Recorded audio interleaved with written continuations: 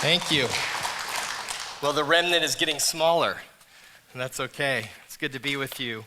I want to thank the organizers of the conference for inviting particularly a clinical psychologist. I go to a lot of these conferences on human nature and humans, and it's striking to me frequently that clinical psychologists are not part of the conversation, which is odd because we spend a lot of time with people, listening to them, talking to them, forming theories about them, and essentially trying to help them.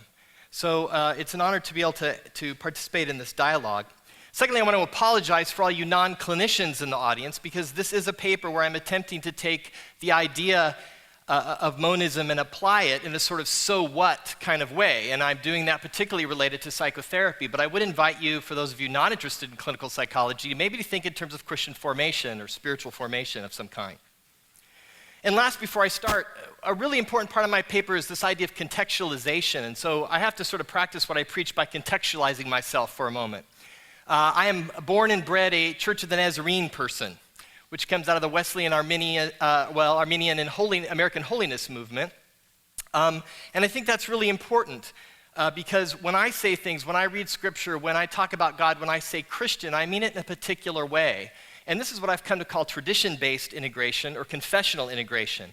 I want all people who do integrative work of any kind, whether it's philosophy and religion or psychology and religion, I really encourage us to begin with a confession of who we are and where we're coming from, because I think that influences how we read the scripture, how we talk about Christianity. It's not one monolithic universal thing, although we do share the creeds and many other important elements.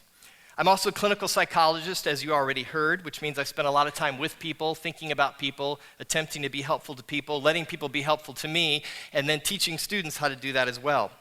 I also have postdoctoral training in psychoanalysis. Now hold that, don't think Freud. This is more contemporary relational psychoanalysis, which has to do with things like infant attachment, infant research, neuroscience, and the like.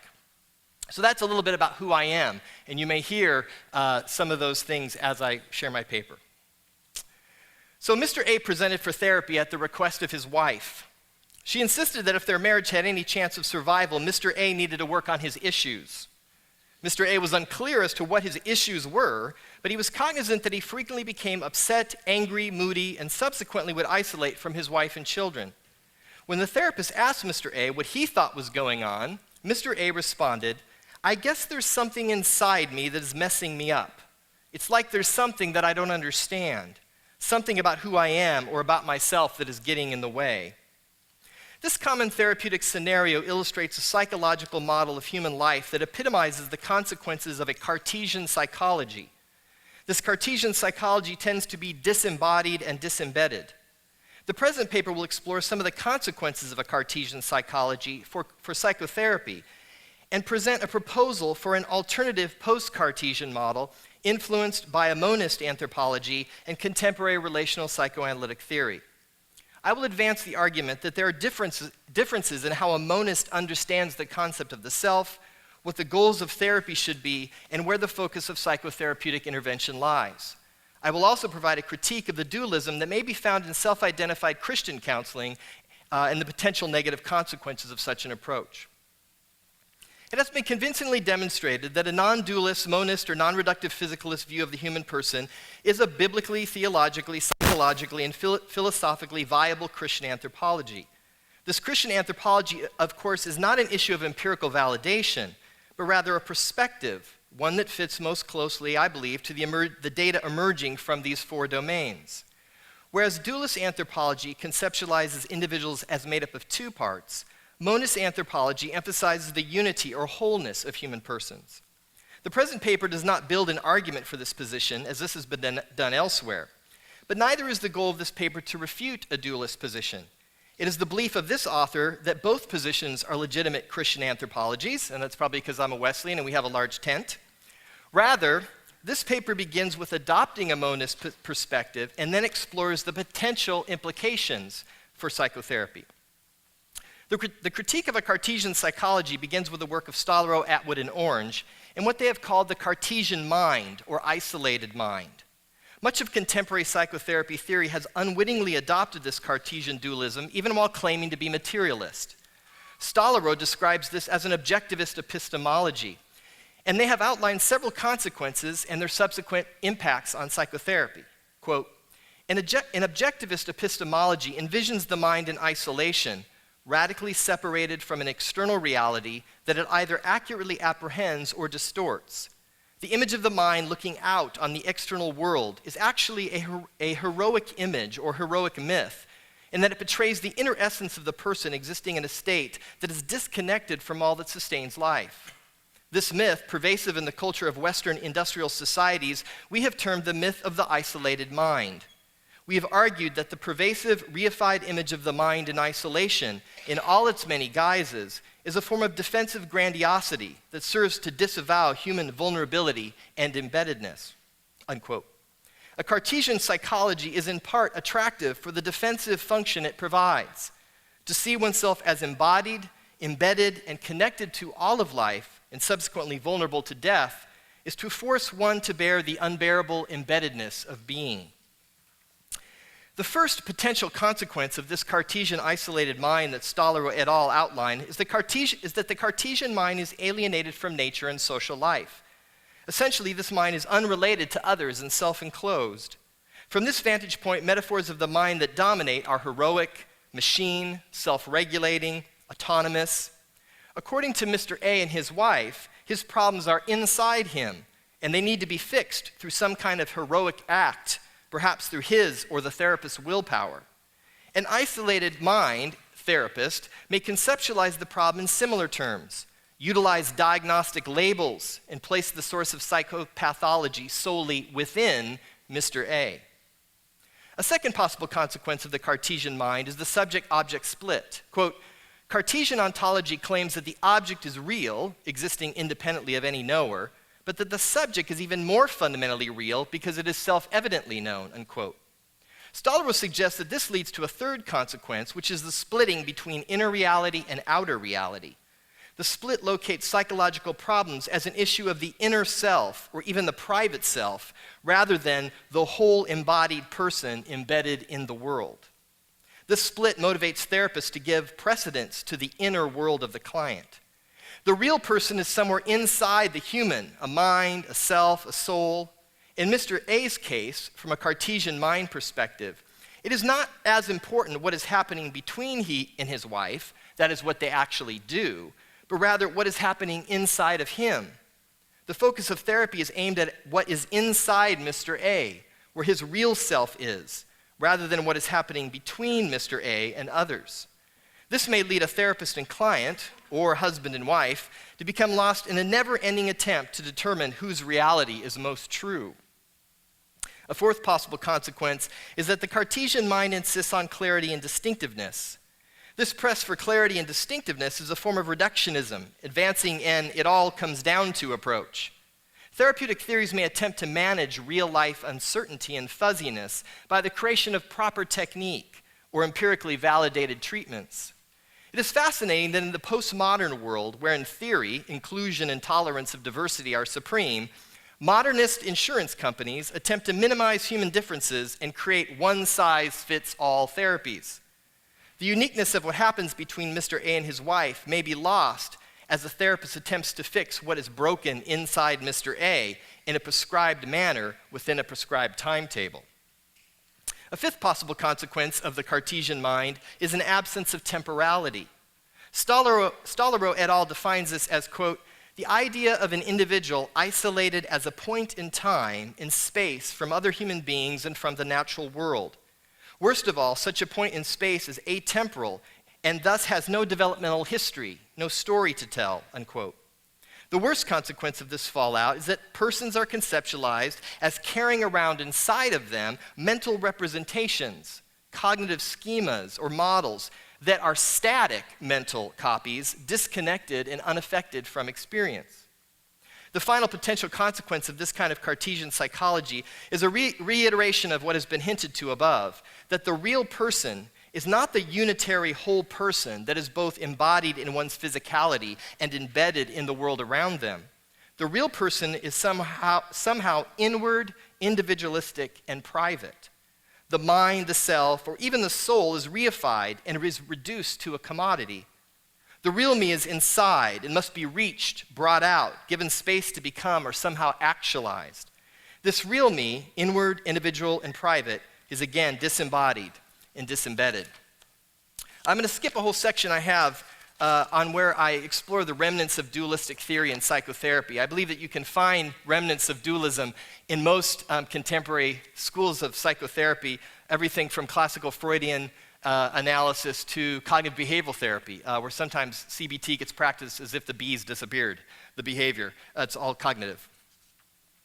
As noted above, one of the major problems with Cartesian psychology is that it reifies the concept of an inner self or mind.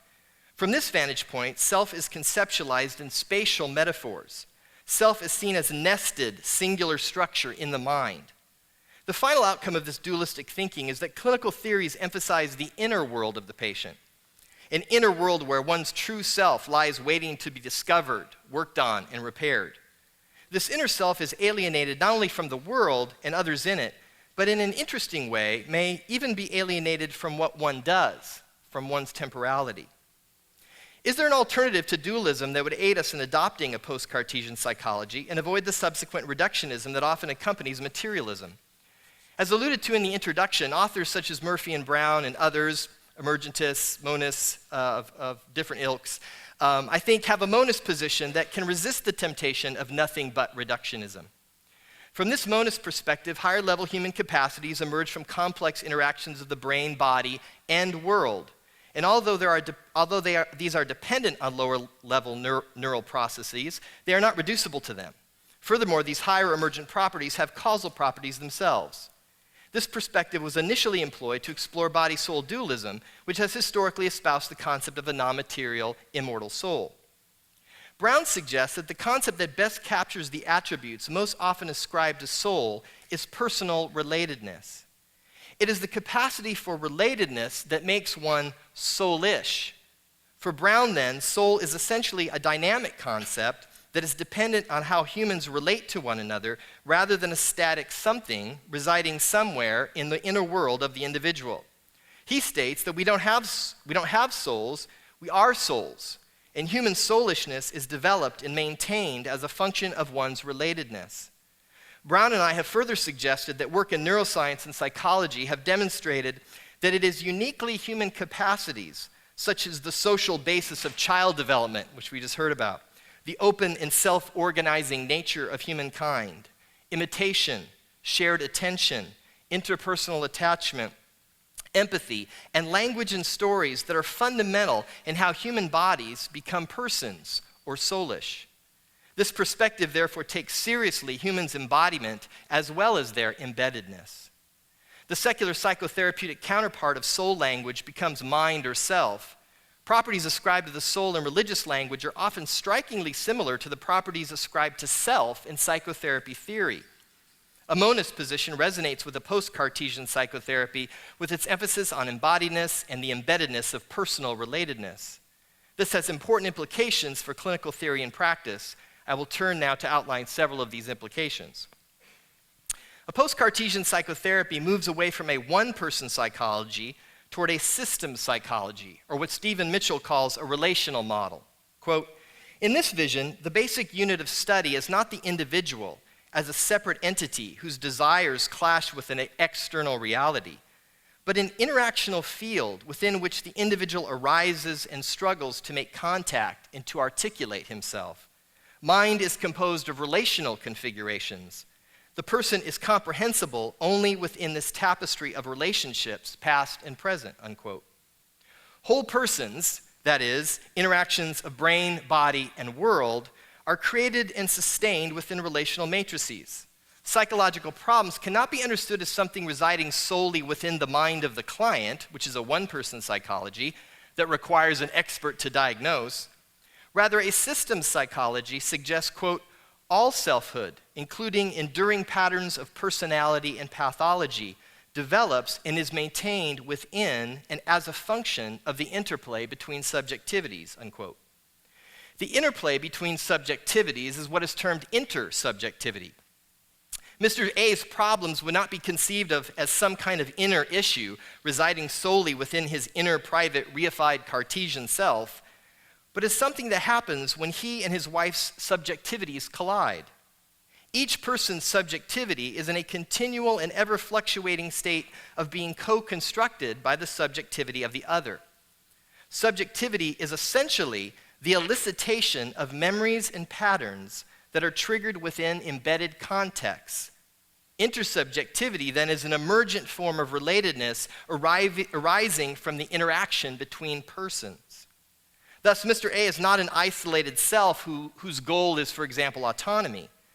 His is a relational self-experience, always being impacted in temporal ways by the past and the present in reciprocal feedback. Mr. A must be understood as an embodied person inextricably embedded in his social environment. To amend Descartes, we might say, I relate, therefore I am. Obviously, this alludes to changes in the way we think about self. A post-Cartesian psychotherapy will not conceptualize self in spatial metaphors as residing in the mind, layered, singular, and continuous, but in temporal metaphors as multiple and discontinuous. In temporal terms, selves are to be understood as what people do and experience over time rather than something that exists someplace. Harry Stack Sullivan, the psychiatrist from the interpersonal tradition, exemplifies this most forcefully by rejecting, quote, the traditional unitary, unique self and its contained inner world, unquote. For Sullivan, self, or what he called the self-system, can never exist outside the interpersonal field. A self-system cannot be understood individually, but only in relation to others. For all I know, every human being has as many personalities as he has interpersonal relations. Philip Cushman noted that Sullivan located the place of the social between people, where ego psychologists and Kleinians located the social internally or intra-psychically. Quote, Sullivan emphasized the process of mental life. Ego psychologists reified them. Sullivan noticed the political nature of psychiatric practice. Ego psychologists insisted that rationality and adaptive processes are independent of the body and cultural traditions. Sullivan insisted on conceptualizing psychiatry as a social practice and the psychotherapist as a kind of social activist. Ego psychologists furthered the medicalizing and scientizing in the field. Perhaps most importantly, Sullivan lectured the field on the importance of culture as the determining factor in human being, unquote. Sullivan's view of self helps avoid the reification of an inner self as we conceptualize that the self system is always subject to one's social embeddedness. It could be argued that this resonates with current theological work in which persons are understood to exist as ontologically relational, even made in the image of God. In understanding self in temporal, multiple, and discontinuous ways, we must resist the temptation to reify subjectivity, which would simply be a new version of the old problem. This would simply make self-system, or what some people call decentered or multiple self-states, a new form of Cartesian dualism. Stollerow, Atwood, and Orange, influenced by Heidegger, among others, combat this possibility by speaking of experiential worlds. Quote, we envision an organized totality of lived personal experience, more or less conscious, and more or less contoured according to those emotional convictions or organizing principles formed in a lifetime of emotional and relational experiences.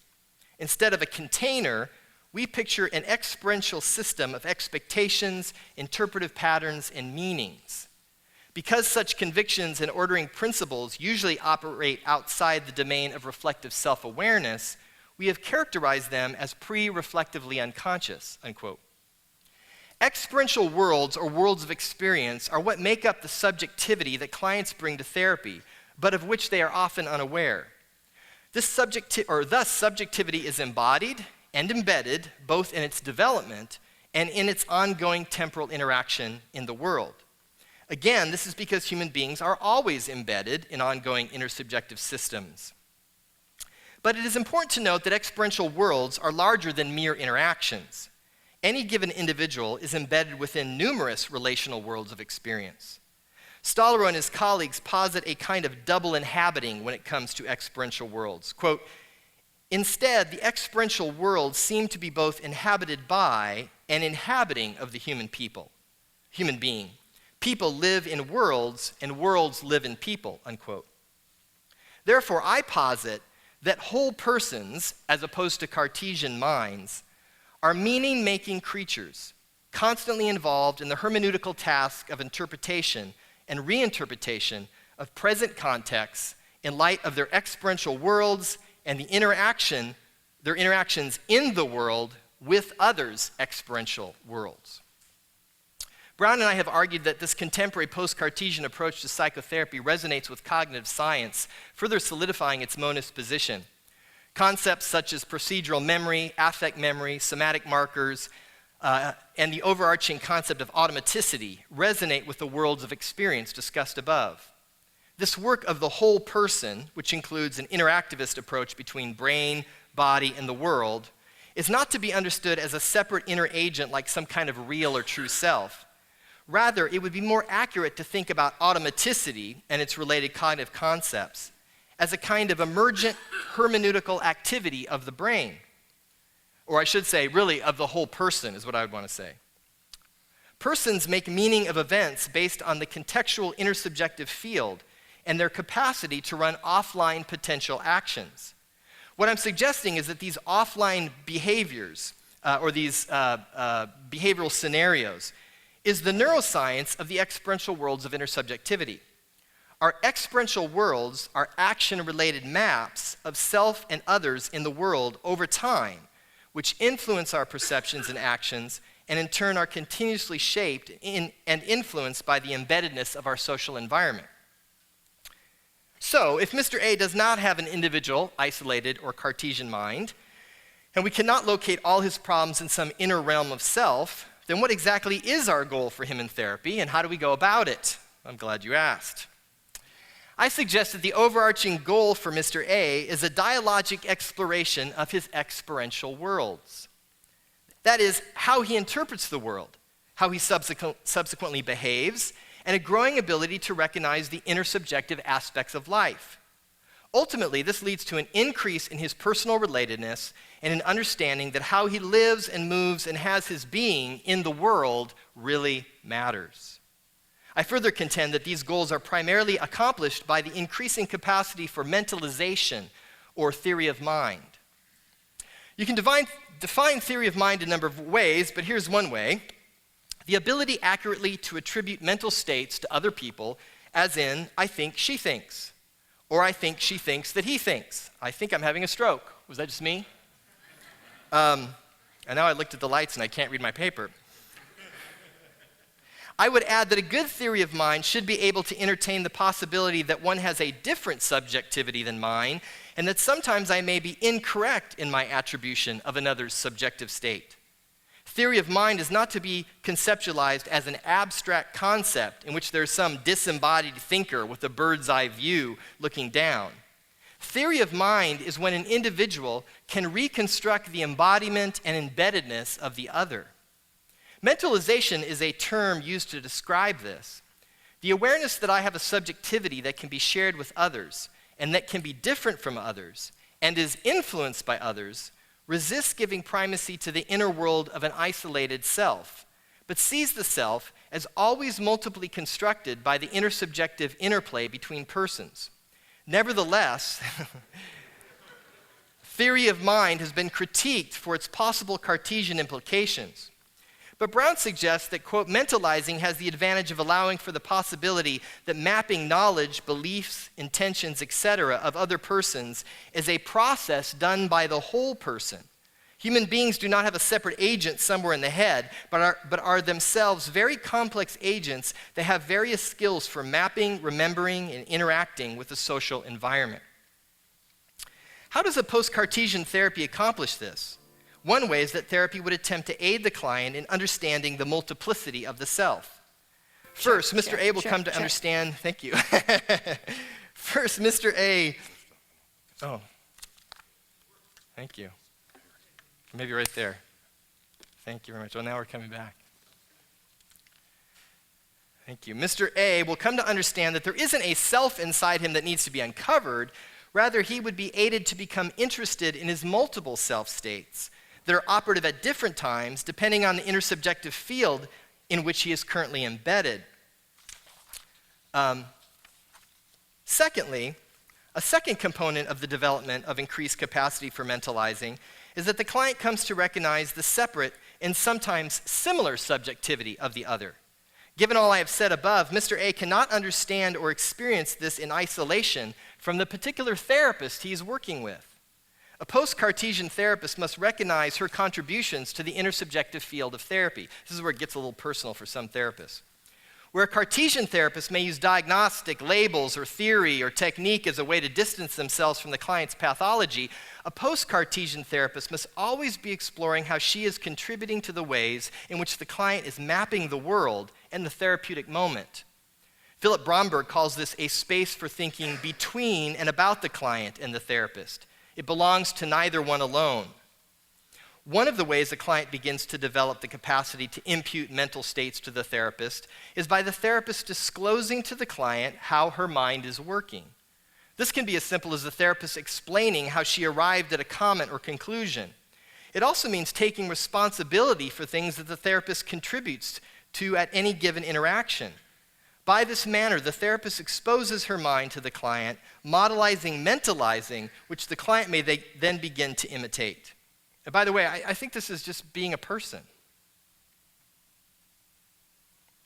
A post-Cartesian, that would have really hit, that would have really stung at a psychotherapy conference. A post-Cartesian therapist, there would have been an audible gasp, you'll have to trust me. A post-Cartesian therapist will not only risk sharing with Mr. A how she arrived at various conclusions, but at times may even disclose her affective responses to Mr. A. Another gasp. And yet mentalizing is only one of the essential components of therapeutic change. Exploring and understanding a client's world of experience, multiple self states, etc., is to understand their unique action maps as embedded in intersubjective social context, but this does not assure change. Brown believes that change in one's map of the world occurs through action and feedback. That is, by changing the whole person and not just her mind. From a monist position, it is fair to say of human nature, we are what we do. Identity is the integration of behavior. What we do and the choices that inform those decisions create one's character. Therefore, therapists should be inclined to notice and encourage talk about what clients do outside therapy, recognizing that these behaviors can either reinforce one's experiential worlds or assist in the restructuring of them. Therapists will also carefully encourage engagement in new behaviors to create new awareness of alternatives. Fourth, even more powerful than encouraging new behaviors outside of therapy, a post-Cartesian psychotherapist promotes opportunities for new behaviors in the here and now of the therapeutic relationship. The intersubjective exchange between client and therapist is not only a tool to learn about a client's world of experience, and the therapist, by the way, but may also become a new relationship that contributes to the reshaping of a person's hermeneutical lens and initiates opportunities for new ways of relating. The crux of this intersubjective psychotherapeutic experience occurs via what has been termed in psychotherapeutic literature as transference. Transference has historically been understood in a variety of ways. It's everything from distortion to I'm seeing my mother in you and my father in you, and I'm distorting reality, and on it goes. But for Stollerow, transference is basically the organizing of experience, a task of meaning-making. It is the process in which persons organize present experience based both on their subjective history, as encoded in their maps of the world or experiential worlds, and the real present social context, their social embeddedness. Interactions between therapist and client become the main stage on which clients and therapists' worlds of experience become illuminated. But equally as important, this stage becomes the place in which changes in one's maps and behaviors can take place. Part of what makes this so important is that intersubjective exchanges can actually take place in offline ways, that is, outside of conscious awareness. We don't usually talk about attachment in therapy. It either happens or it doesn't. Therefore, it's possible for clients to change without even recognizing that they are changing or knowing what has precipitated the change.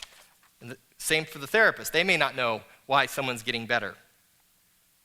The theory of transference would imply that Mr. A's pattern of becoming angry and withdrawn from his wife would eventually play out in therapy, because the therapist will literally, although hopefully unintentionally, do something that makes Mr. A angry. So it's not just that the client is distorting something, the therapist did something that triggered this experiential world. But by repeatedly experiencing this pattern and subsequently understanding the how, when, and why of this process, which includes the therapist's contribution, Mr. A will have the opportunity to explore and experience a different outcome. For example, he gets angry, but this time he doesn't withdraw. Or he feels angry, and then he reinterprets the interaction, helping himself not to become angry. Of course, this has to take place in a mutual reciprocal conversation. Exploring the therapist's contribution to this process also opens up the concept that others contribute to Mr. A's experience. For example, his wife. And these experiential worlds are continually being shaped and reshaped based on reciprocal interactions of whole embodied persons in the world. His wife may have sent him to therapy to work on his issues, but little did she know that he would end up working on their issues. From a post-Cartesian psychotherapy perspective, there may be no such thing as individual therapy. It should be clear that from this post-Cartesian psychotherapy perspective, transference is no longer the solitary act of the client's isolated mind, but rather is the client interacting with something real in the other. Countertransference in kind is not something the therapist solely brings in from her past, or solely something that the client evokes in the therapist, but both. Furthermore, the therapist cannot hide behind her theory and act as the supreme arbitrator of truth and accuracy, but rather must approach the work with a kind of fallibilism, or what Donna Orange calls perspectival realism. That is, the therapist comes to the intersubjective exchange, armed with her theory, and attempts to make meaning of various exchanges that the client has with others and also with the therapist. Yet the therapist must always recognize that her theories are perspectival and fallible. At times, the client may have a more explanatory theory than the therapist. Once again, this intersubjective process of mutual influence helps the client develop or enhance the capacity for mentalizing and changes worlds of experience at the level, we could say, of procedural knowledge or procedural memory and declarative knowledge and declarative memory as it's brought and talked about. The client's behavior begins to change, often first in therapy, and these new choices reinforce other new choices, changing maps and shaping character. I end this article with two final points. The first relates to the importance of this post-Cartesian approach to psychotherapy for self-identified Christian counselors. Virginia Holman argues that most Christian counselors, or that many Christian counselors, subscribe to what she calls holistic dualism. Quote, "Here the soul is viewed as a separate ontological entity whose functions are intimately and causally linked with the body," unquote. Holman suggests two interesting outcomes of this kind of thinking.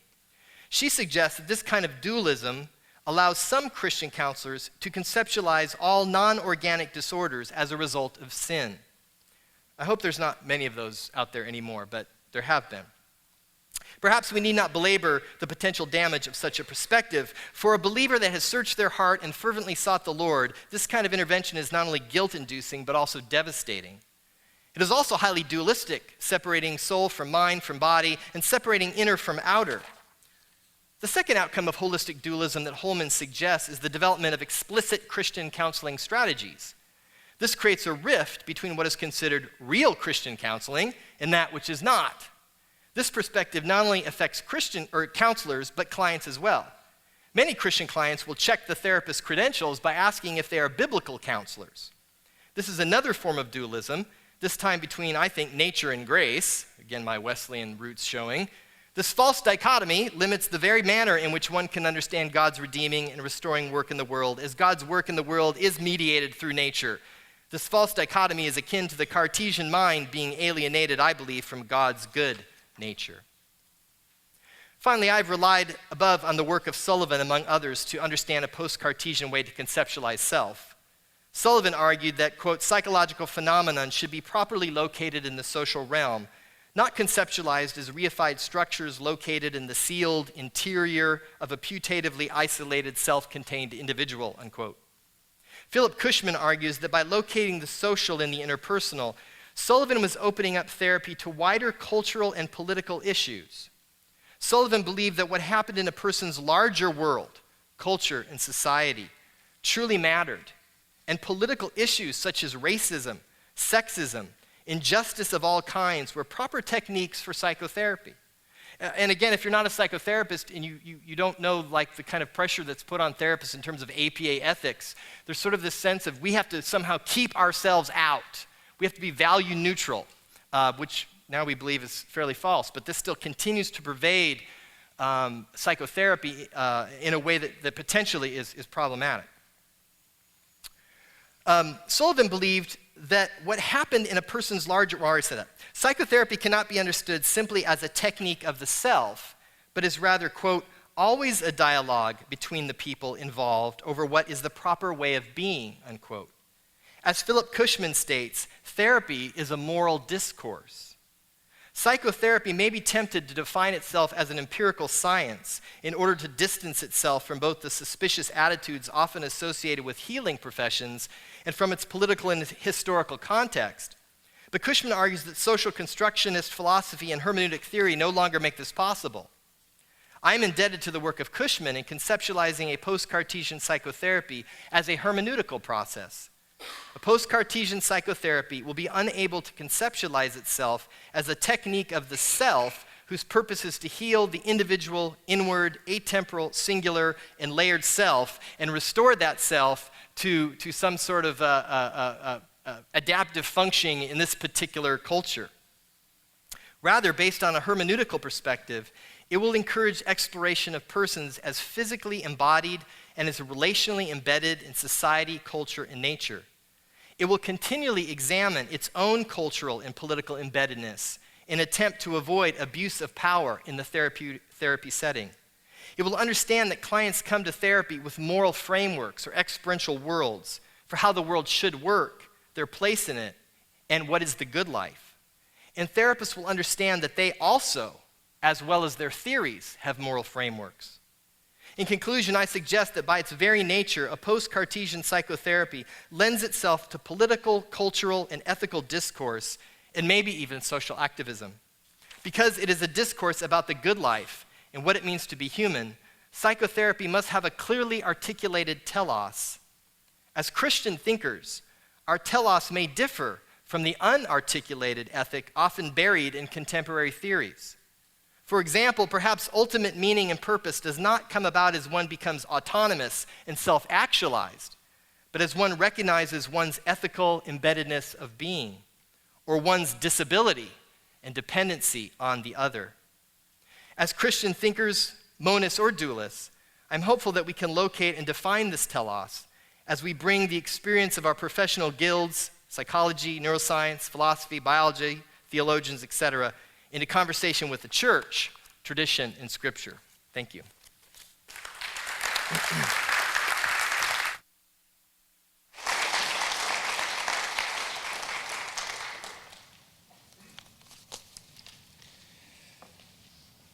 Brad Strawn's paper is based on a monist-honist model of self that provides an alternative to the more familiar and traditional dualist perspective. Both approaches, and perhaps others, are legitimate attempts to understand human nature from a Christian point of view. Referencing Nancy Murphy, Warren Brown, Joel Green, and others, Brad argues that the non-reductive physicalist model has theological, philosophical, and biblical support. That does not necessarily make it true, but it does render it safe for a Christian to consider as an option to a dualistic paradigm. The monist view also has the support, particularly from science, particularly neuroscience, which is an additional reason to consider it if one thinks such support is important in today's scientific culture. The monist approach reminds us of the fact of embodiment. Our bodies are important. We interact with the world, including other people, with our bodies, and we worship God using our bodies. As Brad Paper reminds us, our bodies are crucial in a therapeutic setting as well. When a particular form of psychotherapy is effective in changing the thinking, emotions, beliefs, or behavior of a client, it is so, at least in part, because of the effect that therapy has on the brain and the rest of the body as well.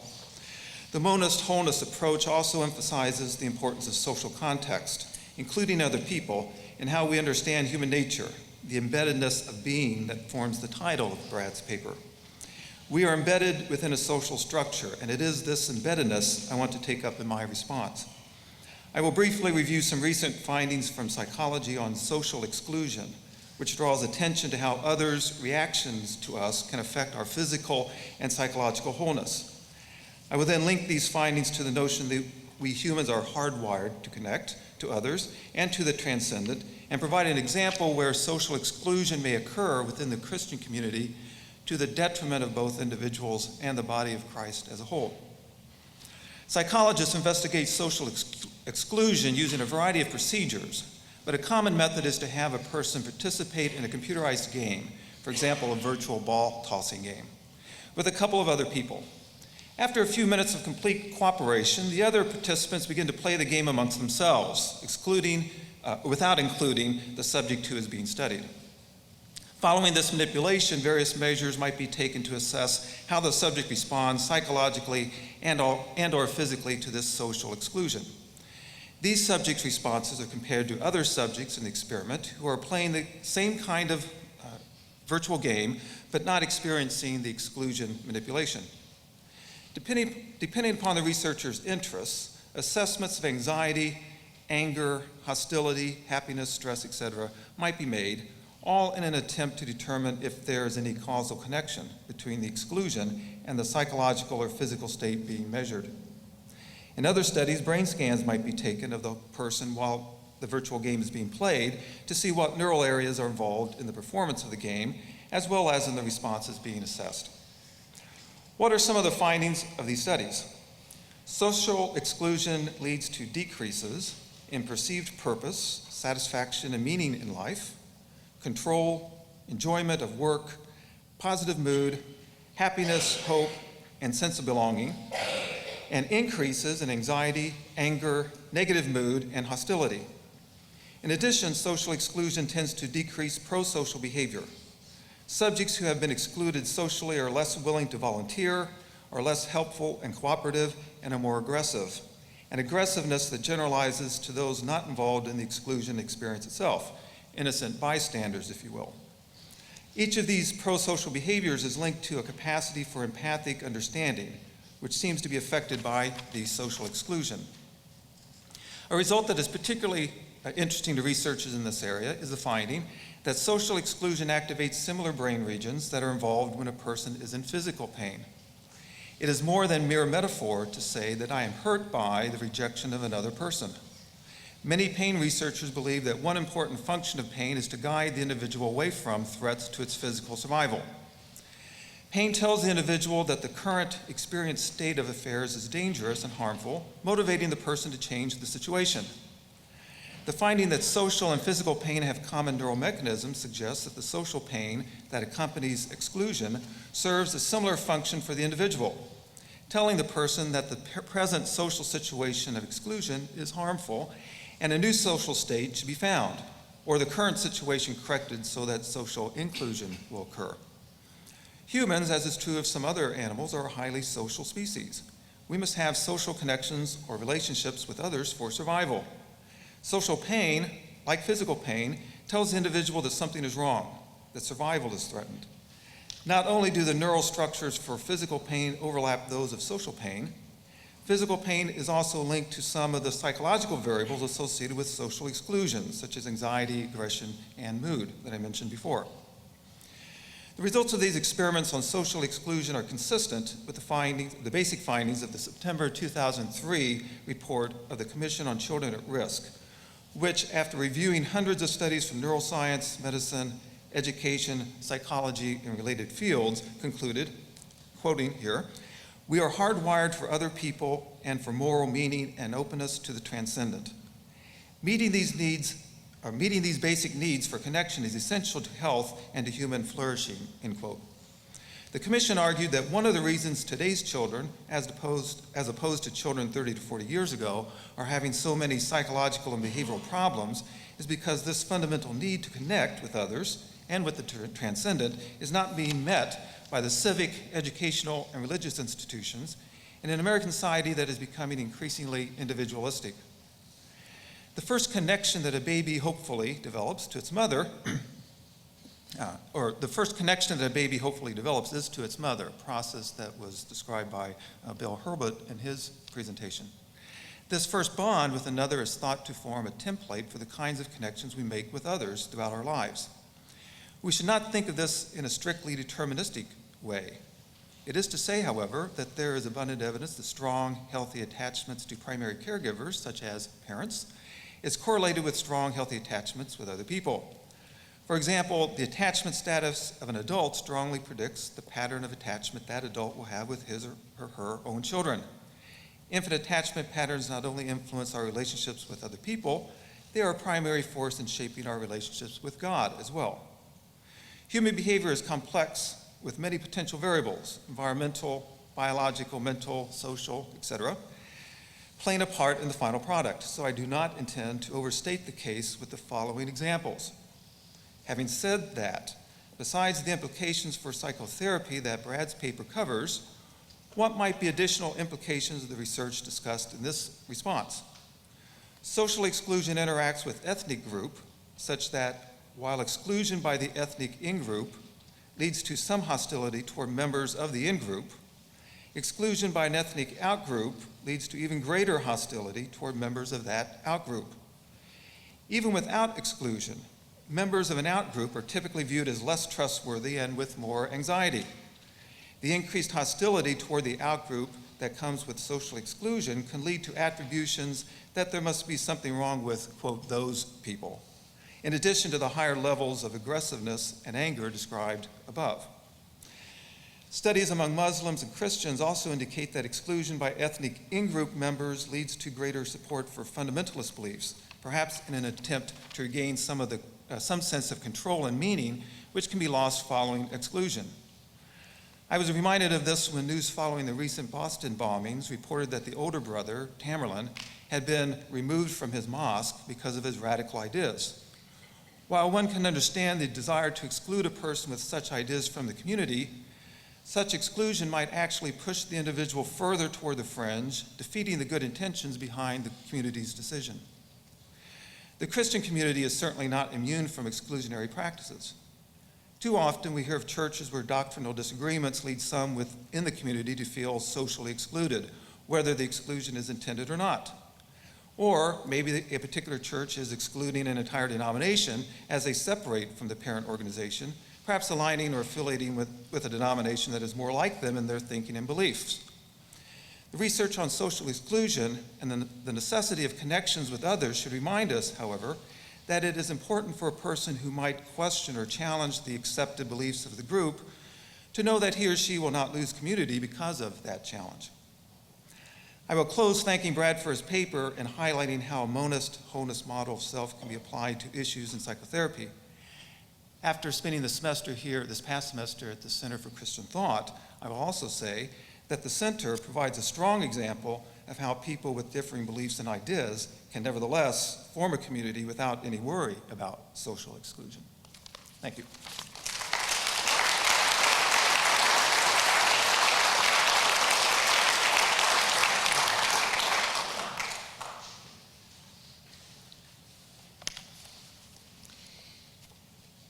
Thank you, Brad, for giving us a paper to interact about. And since I'm the last person, I just want to thank the CCT people who've made a wonderful semester and put this conference together. So Greg Tenelsoff, Tom Crisp, Steve Porter isn't here, Rachel D., Evan Rosa, we thank you. And I thank you for your interest in being here. And I think it indicates a kind of commitment to God and learning and glorifying God. Brad Strawn's paper, The Unbearable Embeddedness of Being Toward a Post-Cartesian Psychotherapy, sets out to explore some of the consequences of a Cartesian psychology for psychotherapy. And he presents a model for an alternative post-Cartesian model that is influenced by this non-reductive physicalist anthropology.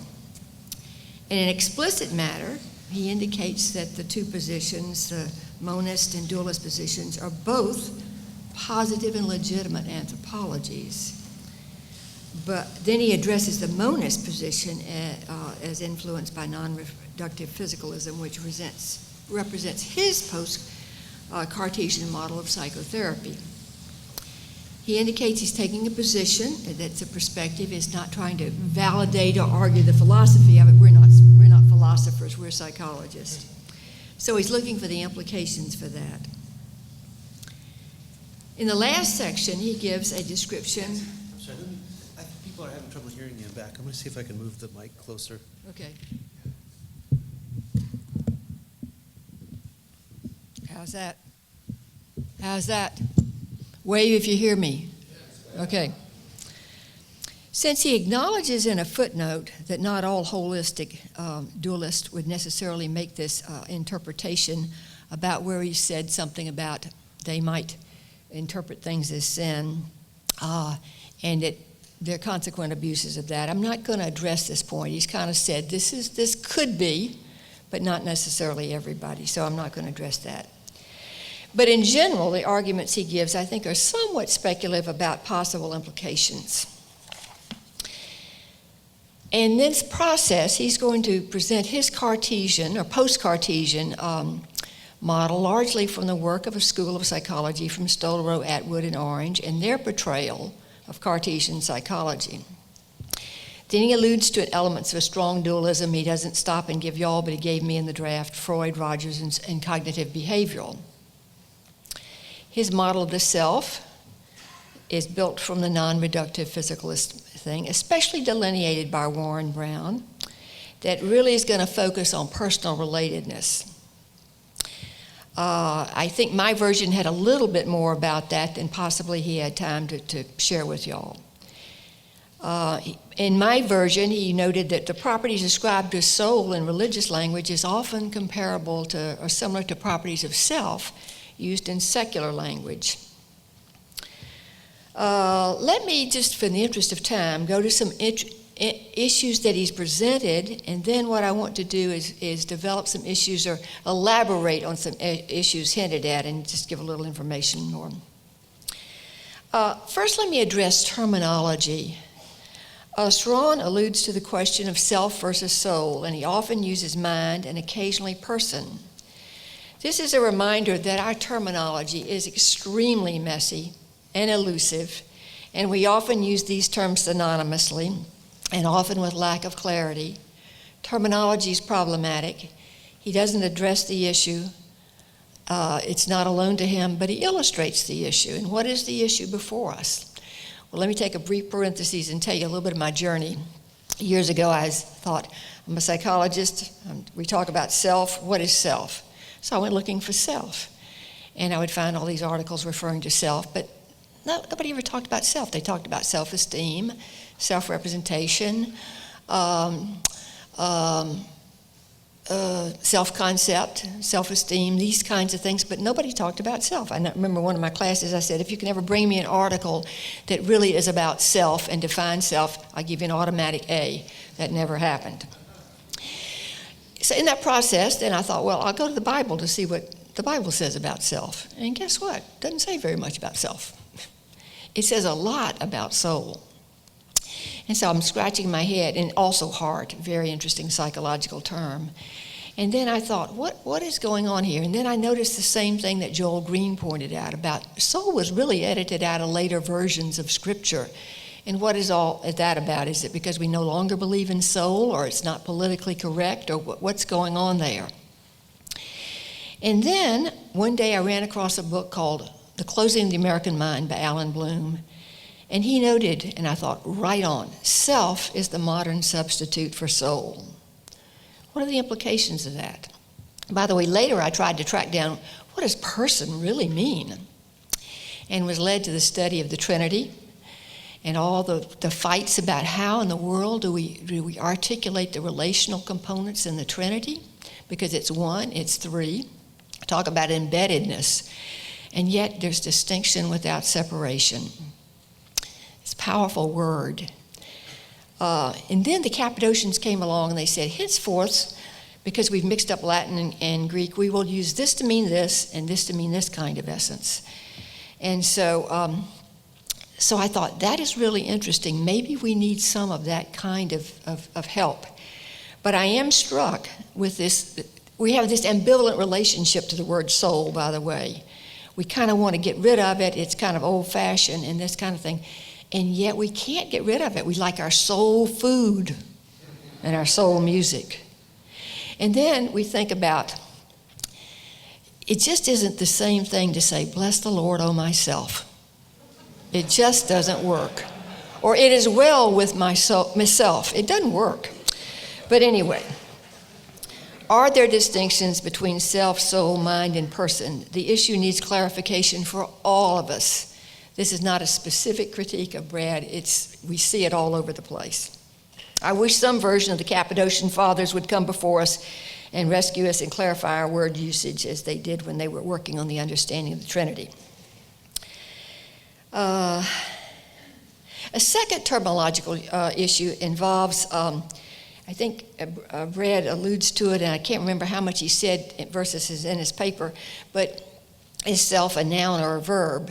In the paper I read, he was talking about there's a verb quality to it. And I know that, again, as I struggled my first presentation of this, I was reading a little handbook on having a soul, and the author was saying, so what is this kind of stuff the soul is made of? We might call it event stuff. The soul isn't really describable by a noun or a verb. It is like a noun because it really is something, but it's like a verb because it exists only insofar as it is an action. So I came up with, basically, it's both. We Western people tend to like to make nouns out of things. And there is a way in which it's got enough stability, we refer to it. And yet it is changing. And that's the art of what we're working with. It has enough stability, but something that changes. A topic that Strawn emphasizes, and that I too would emphasize, involves the relational component. We're going to vary a little bit in our conceptualization. Where I'm not clear is Brad, your fear of a reifying subjectivity. You recognize it. The subjectivity is embedded and embodied, and you even stress intersubjectivity, but you say we must resist the temptation to reify it. So my question is, why? Who is it that has the subjectivity? And earlier you talked about intersubjectivity as an emergent form of relatedness that arises from the interaction of persons. Relationality is very, very important. And but my question is, who is it that relates? Now then, in the interest of time, I'm just going to quickly go to a new issue it's an issue that Brad brought up, but I want to emphasize even more, and that is the relationality. Quickly. Before I get to relationality. Last December, I was pleased on the TV. I don't have cable and all that fancy stuff, but I do get PBS. And I was very pleased that there was this program it's going to be about the superbrain. And the person who was going to give this talk, there was a money raiser, they'd cut every now and then to raise money. But his opening lines really struck me. Intentionally, he said, you are not your brain. You use your brain. Now, this turned out to be Rudy Tanzi, who is, I won't go into all his credentials, but he's at Harvard, and he heads up child retardation study, he heads up Alzheimer's study, and he is a neurologist with impeccable credentials. And I thought, wow, the world is beginning to notice this kind of thing. You are not your brain, you use your brain. I'd had an earlier experience with that when I read Jeffrey Swartz's book. I don't see him here any longer, but The Mind and the Brain, where he said a very similar thing, and later wrote a book with Rebecca Gladding about you, and the title is You Are Not Your Brain. And that sense that we have a relationship, we can stand back and reflect. We are embodied, but we also have this relationship. And they're responding to the explosion in neuroscience that is helping us learn that we have a relationship with our body and that we can do things to help it function better and this kind of thing. I want to spend the last few minutes talking about important relational elements in one's life. Here I want to emphasize the work of Daniel Siegel and Alan Shore. Daniel Siegel, in the late 90s, did a book, The Developing Mind. When I read this, I thought, this is the book of the decade, and wrote a review to that effect. Because in it, he says things that emphasize, and his subtitle is toward a neurobiology of interpersonal experience. Now get that. Neuro, that's going to be the brain, biology of interpersonal experience. And what he's beginning to really articulate in a great way for us is that our relationships have profound impact on our neurobiology. And that would fit in with the kind of embeddedness that Brad is talking about. And then that's going to be developed a lot, even more. Alan Shore, a researcher at UCLA, and he's in the field of neuropsychology. He's done a lot of work, attachment theory, early child development.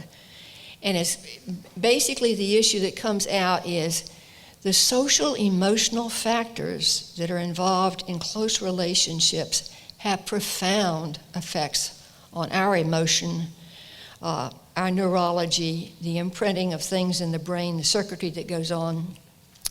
He's gone on to emphasize the power of the relational affective process between client as therapist as the core of significant therapy change. Now then, there's such an important quote. I want to take a little time to just quickly read this. He's just come out with a book pulling together some of his earlier writings, and in the introductory chapter, which he's advocating a new paradigm, he said something that was very interesting. And frankly, I have to read a couple of short paragraphs to help us get to this. Because this impact is so great as we relate, you are impacting me socially, emotionally, neurologically, as I impact you. He's going to go on later and do some more research about how it's also, a lot of this is happening in the right hemisphere. But this caught my attention in terms of our Cartesian issue here. And I quote, the next few sentences are from Alan Shore. Previously, the Cartesian mind-body split has plagued not only psychology and psychiatry, but also medicine in general, especially psychosomatic medicine, pediatrics, internal medicine, neurology, and dermatology. The current paradigm shift in research from cognition to emotion has been a major force in resolving this Cartesian problem and generating theoretical models that integrate biology and psychology, nature and nurture. These models are being used to generate testable hypotheses about a number of clinical phenomena, including the mechanisms of psychotherapeutic change. I'm going to skip a little bit. The biosocial perspective of regulation theory and its focus on adaptive and maladaptive bodily emotional processes can serve for a new basis for a new integrative treatment of mind and body. Toward that end, in a presidential address, he's going to indicate that Richard Lane has stated, the physiology of emotion is arguably the cornerstone of psychosomatic medicine. Aversive emotional states are associated with aversive health outcomes. I see a deeper understanding of the interpersonal psychobiological origins and treatments of psychosomatic disorders as the next frontier. Skip a little bit. It is now becoming apparent that the idea of psychology and psychotherapy changes the mind and that biology, pharmacology, changes the brain. That is outmoded. And he's going to go on to say that basically this kind of relational, social, emotional kind of relationship is a connection that brings these things together. This is not Alan Shore, but I heard someone quote this, and I think this is really fascinating material. The largest pharmacy in the world is your body. With the implication that things that set off reactions. If it's calm and peaceful, you calm down. If it's agitated, you get stirred up. That is going on, and it also does things with circuitry of your brain. So these things are going on. So in terms of the emotion, basically what I want to do, I don't have time to go into it a lot, but mirror neurons were mentioned. My sense was, and I don't know if you got as much of it in the talk as I got it in the paper, that you talk about relationality as being an emergent kind of thing that comes out. And what I guess I would probably want to put before you is it looks to me like relationality is foundational and very basic. It's from the get-go. There's all kinds of evidence about, and William Herbert spent some of his time telling us about all the things the infant comes into the world prepared to do, and how relational they are from the very beginning. So that's probably something that I just really want to emphasize as being fundamental. My colleague Kevin's already mentioned hardwired to connect, that idea that this is how we come into the world. Is it any so surprised that relationality is so fundamental? We are made in the image of God. Let us make man in our image. Yes, there's a profound embeddedness of being. And now the question is, how do we best conceptualize that? And so we continue to dialogue. Thank you.